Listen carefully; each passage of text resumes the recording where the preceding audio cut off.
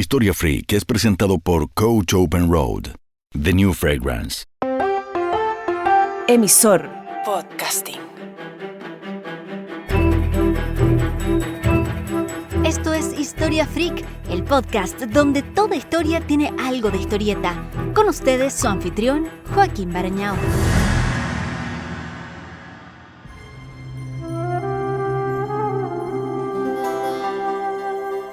Siete milenios atrás, las lluvias estacionales de Egipto comenzaron a ralear. La creciente aridez obligó a los pastores nómadas a aglutinarse en las riberas del Nilo.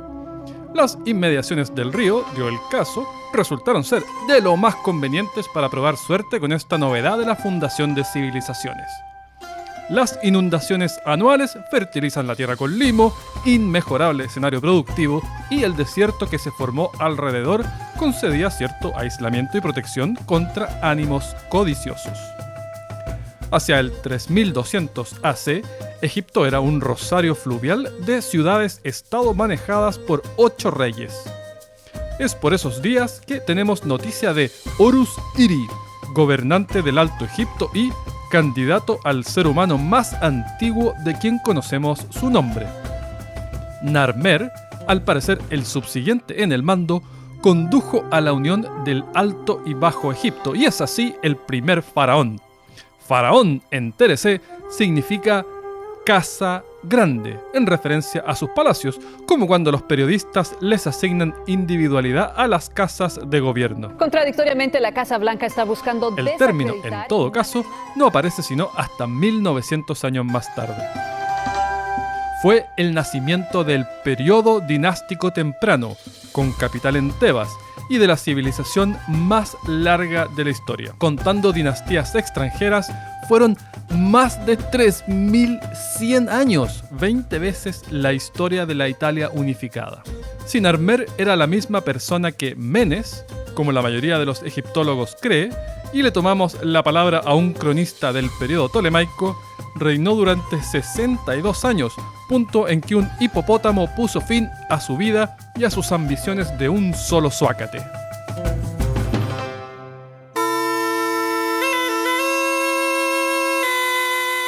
Desde el hipopotamazo fúnebre, el poder fluyó de mano en mano a lo largo de los milenios. El sexto representante, por ejemplo, recibe el nombre de Den, y su tumba en la necrópolis de el-Kaab levanta escalofríos por los 136 acompañantes. El análisis óseo sugiere que fueron estrangulados, lo que lleva a suponer que no le hacían asco a los sacrificios humanos con el objetivo de suministrar personal de servicio para las tareas domésticas en el más allá. La práctica parece haber cesado al final de la primera dinastía con el advenimiento de los Ushabits, figurillas que simbólicamente tomaban el lugar de los sirvientes de carne y hueso. Los más acomodados eran enterrados en mastabas, tumbas de base rectangular, muros inclinados y techo plano. De ellas evolucionaría con el tiempo la imagen quinta esencial de esta venerable civilización, las tumbas piramidales. La primera bien documentada es la pirámide escalonada de Zoser, de por ahí por el 2660 AC. El propósito de tanta transpiración era permitir a los faraones cumplir sus funciones como monarcas de ultratumba y almacenar los adminículos varios que iban a necesitar en ese nuevo contexto laboral. Durante este periodo, enanos y pigmeos eran vistos como sujetos con dones celestiales y solían prestar servicios al faraón. La proporción excesiva de osamentas de corta estatura en los cementerios reales de la primera dinastía sugiere que tal estatus atraía a bajitos desde rincones lejanos. A partir de cerca del 2686 AC, estados hasta entonces independientes pasaron a constituir unidades territoriales llamadas nomos, ahora bajo el gobierno del faraón. Los antiguos grandes señores locales se vieron forzados a asumir el papel de gobernadores o bien a trabajar en la recaudación de impuestos. Es el inicio del Imperio Antiguo, con capital en Memphis.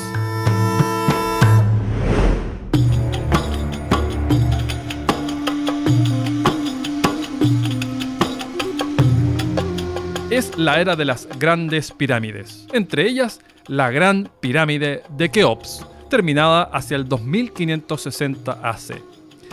Tan antigua es que durante sus primeros 600 años aún había mamuts en el lejano Ártico.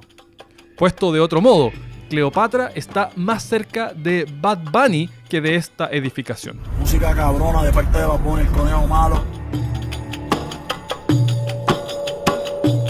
De las 7 maravillas del mundo antiguo que listó Antípatro de Sidón, es la única en pie, aun cuando es de lejos, pero de lejos la más añosa.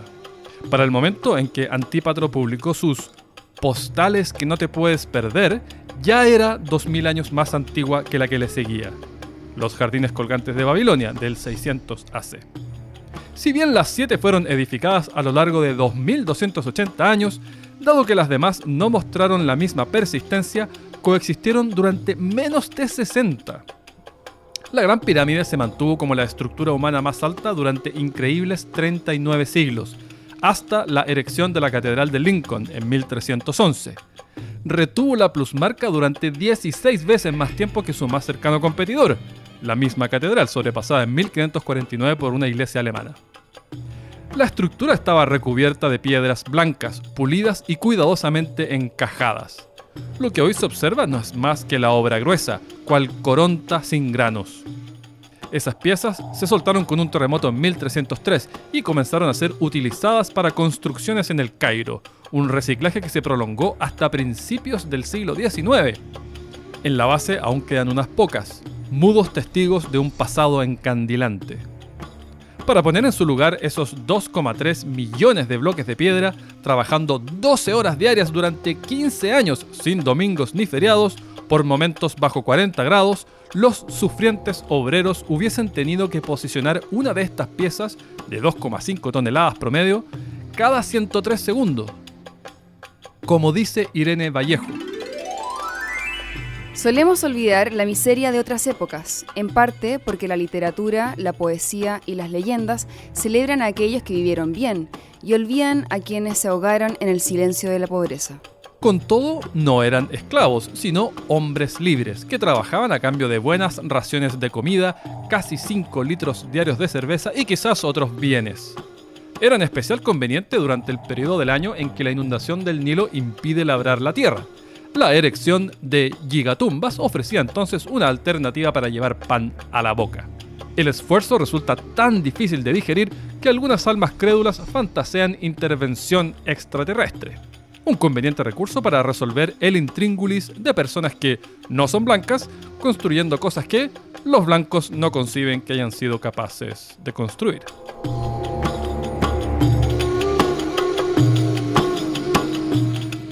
En este empeño, no extraterrestre, habrán pensado los guías locales que 21 siglos más tarde le mostraron las pirámides a Heródoto y le indicaron que ciertas inscripciones computaban la cantidad de cebolla, ajo y rábanos gastados en alimentar a los trabajadores. Para entonces ya eran pocos los egipcios capaces de leer los viejos jeroglíficos. El griego registró también el rumor de que Keops había prostituido a su propia hija para cofinanciar las obras. Cada cliente, sigue esta versión, debía aportar con una piedra para una pirámide secundaria. Convengamos, eso sí, que el se dice que no suele tolerar bien el transcurso de 21 siglos. Heródoto transcribió esta y otras vivencias, como que las egipcias orinaban de pie y los egipcios sentados, en su Historiae, pesquisas en griego, origen de la palabra historia.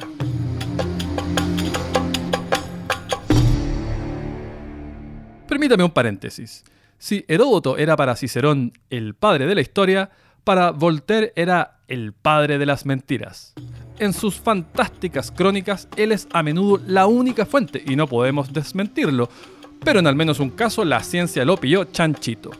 Narra cómo una batalla entre medos y lidios fue detenida en mitad del degolladero por un eclipse total de sol. El chamullento no previó que los astrofísicos del siglo XXI calcularían que eso ocurrió al atardecer del 28 de mayo del 585 AC, incompatible con su propia cronología de los monarcas involucrados. Medio milenio después de la visita de este chamullento, los turistas habituales eran los romanos, que visualizaban a Egipto como un destino milenario, exótico, misterioso. Los lugareños alimentaban toda paparrucha que les fuera funcional al objetivo último de atraer visitantes y profitar de sus monederos. La de Keops es solo una de muchas pirámides.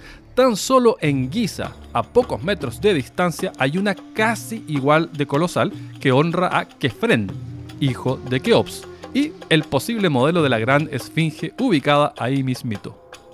Un piticlín más allá está la pirámide de Micerino, hijo de Kefren. Aun cuando mucho más pequeña que las otras dos, cuando a fines del siglo XII el hijo del sultán Saladino intentó demolerla, sus hombres apenas lograron mover 1 o 2 piedras al día. Tras 8 meses de esfuerzos, solo produjeron una pequeña brecha en su cara norte. Si así tanto costaba desmantelarla, imagine mantelarla. Oye, ¿esa palabra existe? Te diría que no, pero funciona, ¿o no? Ya, dejémosla nomás. Pasa piola. Dicho todo ello, la asociación inmediata de Egipto con las pirámides merece algunos matices. Respecto a la cantidad, hay más en Sudán, 255, que en Egipto, 138. Los nubios plagiaron la idea a sus vecinos ricachones, aunque la plasmaron en versiones harto más chicas. El patrimonio sudanés sería aún mayor si no fuera porque el cazafortunas italiano Giuseppe Ferlini destruyó más de 40 para extirpar sus tesoros. Segundo, respecto al tamaño, la pirámide de Cholula, en México, con sus 4,45 millones de metros cúbicos, casi duplica en volumen a los 2,5 millones de la Gran Pirámide de Keops. ¡Que viva México, cabrones! Aunque hay que reconocer que sus características constructivas harían de esta comparación una fuente de malos ratos para los afanosos hombres que por décadas cargaron rocas de más de 1 tonelada bajo el tórrido sol del Sahara. Y tercero, respecto a la altura. Si la pirámide del Hotel Luxor de Las Vegas estuviese en Egipto, sería la tercera más alta de las 138. America first. America first. Tan poco respeto han mostrado algunos que en 1931 cuajó un plan publicado en la revista Modern Mechanics and Invention para convertir las pirámides en parques de diversiones. Una imagen de este desopilante proyecto en datosfreak.org/podcast. En paralelo a las pirámides, se pulió el arte de la momificación, extracción de vísceras incluida. Durante estos años, el proceso era presidido por Anubis, aquel dios con cabeza canina que, al igual que sus colegas, pareciera existir solo de perfil, como si viviéramos en 2D. Anubis operaba la balanza durante el pesaje del corazón, el hito que determinaba si un alma podría o no ingresar al reino de los muertos. En pleno siglo XXI, los kemetistas aún veneran a este y otros dioses del antiguo Egipto.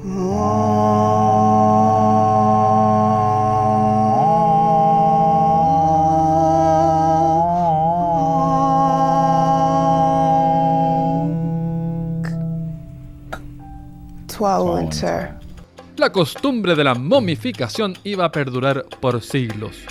De acuerdo con Heródoto, 2 milenios más tarde,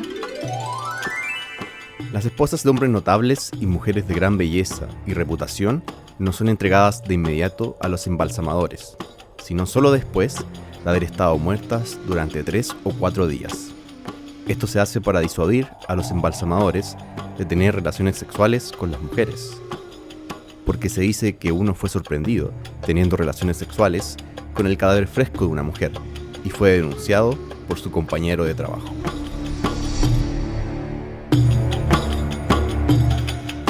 El procedimiento exacto de momificación no está del todo claro, aunque sí sabemos que solía incluir la extracción del cerebro por la fosa nasal izquierda.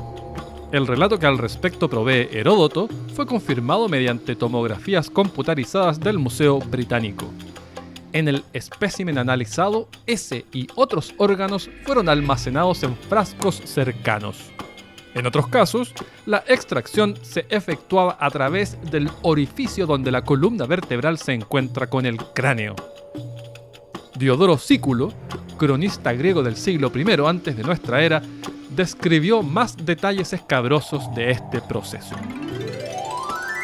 El desgarrador corta la carne, como manda la ley, con una piedra etíope y enseguida se da la fuga, mientras los presentes van tras él, arrojándole piedras, colmándolo de maldiciones y tratando, por así decirlo, de tornar la profanación a su cabeza, porque a sus ojos es objeto de odio general todo el que aplica violencia al cuerpo de un hombre de la misma tribu o lo hiere. Historia Freak está siendo presentado por Coach Open Road, The New Fragrance. El hábito devino en obsesión. Brotaron granjas de cachorros para momificación ritual, equivalente al clúster de velas surgido en torno al santuario de Lourdes. En 1888, un granjero descubrió por accidente un depósito con unos 200.000 animales momificados. La mayoría eran gatos, que en egipcio se pronunciaba miu, emulando un maullido.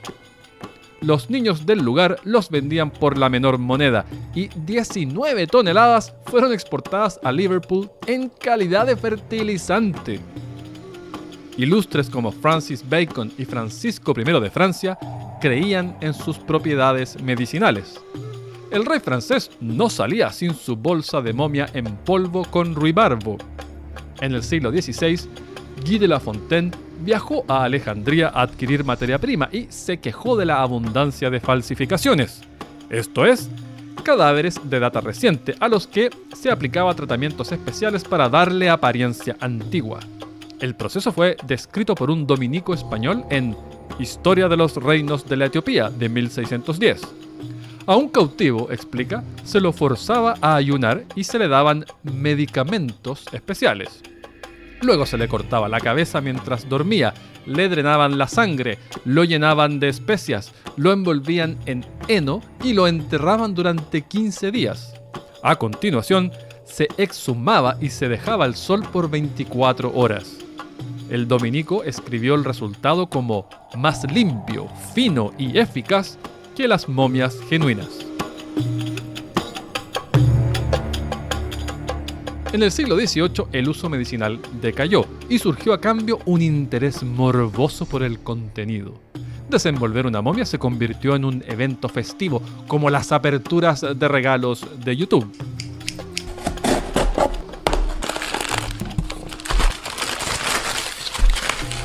Al comienzo eran celebrados en casas privadas y más tarde en auditorios públicos. En el siglo XIX encontramos el caso de Alexander Hamilton, 10º duque de Hamilton. No confundir con el prócer del episodio 18.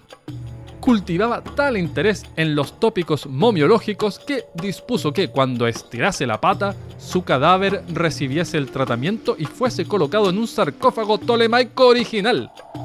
Es también en este periodo que la Hermandad Prerrafaelita, un grupo de artistas que admiraba la estética del Quattrocento, es decir, anterior a Rafael, seguía utilizando momia molida para producir un pigmento marrón muy apetecido en obras pictóricas, el caput mortum, cabeza de muerto. No fue sino hasta 1964 que la tienda londinense C. Robertson vendió las últimas existencias de caput mortum. Así lo explicó el gerente a la revista Time. Es posible que tengamos algunas extremidades sueltas dando vueltas por ahí, pero no lo suficiente como para hacer más pintura. Vendimos nuestra última momia completa hace algunos años, por, creo, 3 libras. Quizás no deberíamos haberlo hecho. Ciertamente no podemos obtener más. Tan rica y diversificada demanda llevó a que las tumbas se saquearan a ritmo no apto para recursos no renovables. La atención que los egipcios cifraban en los muertos permite informarnos de Nianchchnum y Chnumhotep, supervisores de la manicura real del siglo XXV a.C. y, a juzgar por su acaramelada forma de entierro, la primera pareja homosexual que registra la historia humana. Tan abnegadas costumbres funerarias han permitido además entender buena parte de la antigua cultura egipcia. y a los cocineros descubrir que la miel sigue siendo comestible tras miles de años en la despensa. Miel, dicho sea de paso, que no cumplía solo fines nutricionales. Un método para curar la ceguera era verter en la oreja del afectado una mezcla de miel, arcilla roja y ojos de cerdo machacados. No tan repulsivo en todo caso como la prescripción para el dolor de muelas. Matar un ratón, rebanarlo por la mitad y, mientras aún está caliente, refregarlo sobre el área afligida. De ahí la importancia del uso regular del polvo dentrífico, confeccionado con pezuñas de buey pulverizadas, mirra, cáscaras de huevo quemadas y piedra pómez. Y ni hablar del oficio del custodio del recto real, instaurado por la convicción de que aquella oquedad era un delicado núcleo de deterioro. Esa presunción explica la especialidad de los iri o pastores del ano, a veces tildados de los primeros proctólogos.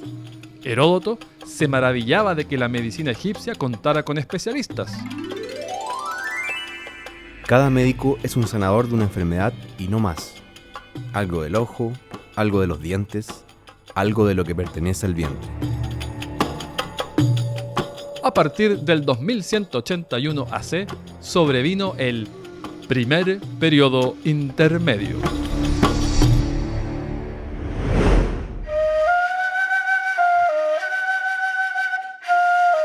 Una edad oscura, pero breve para estándares egipcios. 125 añitos, un suspiro nomás. El poder se dividió en dos, una parte con base en Het-Nesut, Bajo Egipto, y otra en Tebas, Alto Egipto. Aunque hay poca evidencia a la cual aferrarse, se especula que en medio del caos político los templos fueron saqueados y el patrimonio artístico y monumental vandalizado. La reunificación ocurrió con Mentuhotep II, inicio del Imperio Medio, con capital en Ititawi.